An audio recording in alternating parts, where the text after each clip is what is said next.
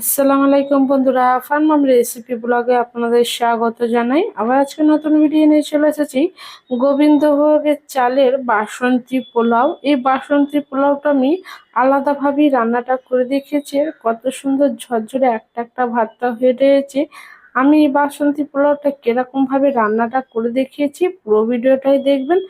আমার রেসিপি ভালো লাগলে অবশ্যই চ্যানেলটাকে সাবস্ক্রাইব করবেন, লাইক করবেন, কমেন্ট করবেন, শেয়ার করবেন, বেল আইকনটা দাবিয়ে দেবেন সবার আগে নোটিফিকেশনটা পাওয়ার জন্য। একটা গামলা নিয়ে নিয়েছি, মিডিয়াম সাইজের বাটিতে আমি চাল মেপে নেবো। এই বাটির 3 বাটি আমি চাল মেপে নেবো। বাটিতে চালটা মাপলে পানির মাপটা পুরো সমান সমান পাওয়া যায়। 3 বাটি আমি চাল নিয়ে নিয়েছি আর 6 বাটি আমি পানি দিয়ে দেবো। চাল যেই পরিমাণে নেবো তার ডবল আমি পানি নেবো। ভালো করে চালটা আমি ধুয়ে নেবো। চালটা ভালো করে ধুয়ে একটা ছাঁকনির মধ্যে আমি দিয়ে দিয়েছি। চালের পানিটা ভালো করে ঝরে যাবে। 10 মিনিট এই ছাঁকনির মধ্যেই রেখে দেবো। 10 মিনিট হয়ে গেছে, চালের পানিটা পুরো ঝরে গেছে, চালটা ঝরঝরে হয়ে গেছে। একটা গামলার মধ্যে ঢেলে নেবো। বাসন্তী পোলাওটা আমি ঘি দিয়ে করব না, বাটার দিয়ে করব। বাটার দিয়ে করলে খুব সুন্দর একটা টেস্ট আসে।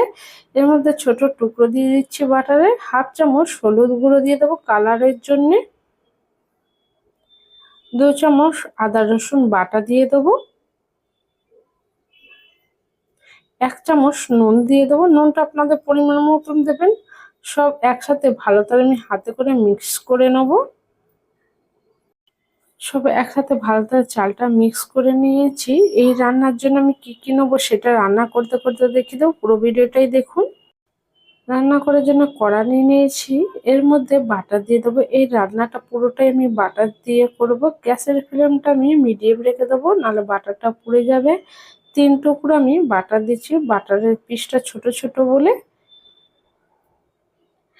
এর মধ্যে 1 বাটি আমি কাজু দিয়ে দেবো, 1 বাটি বাদাম দিয়ে দেবো, 1 বাটি কিশমিশ দিয়ে দেবো। হালকা করে ভেজে নেবো বাদামগুলো। কাজু বাদামগুলো ভালো করে ভেজে নিয়েছি, এবার নামিয়ে নেবো। এই বাটারের মধ্যে গরম মশলা ফোড়নে দিয়ে দেবো।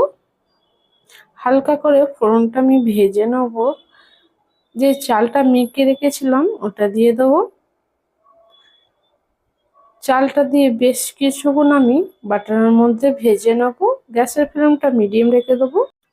চালটা খুব ভালো করে আমি ভেজে নিয়েছি, আর বেশি আমি ভাজবো না।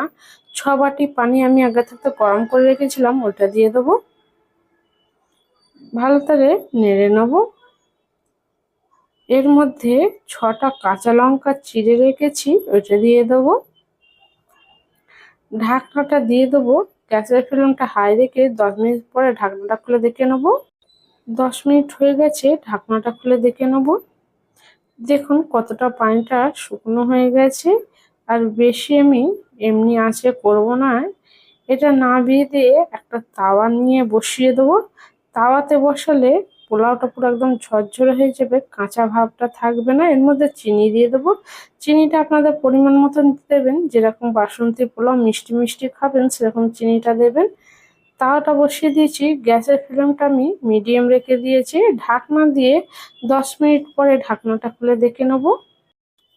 10 মিনিট হয়ে গেছে, ঢাকনাটা খুলে দেখে নেব। দেখুন পানিটা একদম শুকনো শুকনো হয়ে গেছে, ভাতটা একদম ঝরঝরে হয়ে গেছে। অল্প ভাতটা কাঁচা আছে, বেশি আমি নাড়বো না, নাহলে ঘেটে যাবে।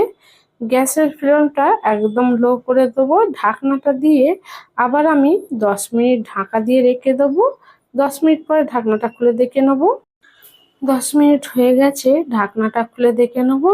দেখুন ভাতটা খুব ভালো করে সিদ্ধ হয়ে গেছে, আর ঝরঝরে হয়ে গেছে।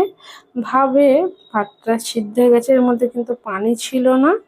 আমি এবার গ্যাসটা বন্ধ করে দেবো, একটা বাটারের টুকরো দিয়ে দেবো। ঢাকনাটা দিয়ে 10 মিনিট ঢাকা দিয়ে রেখে দেবো। 10 মিনিট পরে পরিবেশন করে নেবো। দেখুন বন্ধুরা, গোবিন্দভোগের চালের বাসন্তী পোলাও রান্নাটা কমপ্লিট হয়ে গেছে। দেখুন কত সুন্দর ঝরঝরে একটা একটা হয়ে রয়েছে। ঠান্ডা হয়ে গেলে আরো পোলাওটা ঝরঝরে একটা একটা হয়ে যাবে। অবশ্যই একবার এভাবে বানাবেন, বাটার দিয়ে খেয়ে দেখবেন বাসন্তী পোলাওটা অসাধারণ খেতে লাগবে। আমার রেসিপি ভালো লাগলে অবশ্যই চ্যানেলটাকে সাবস্ক্রাইব করুন, লাইক করুন, কমেন্ট করবেন।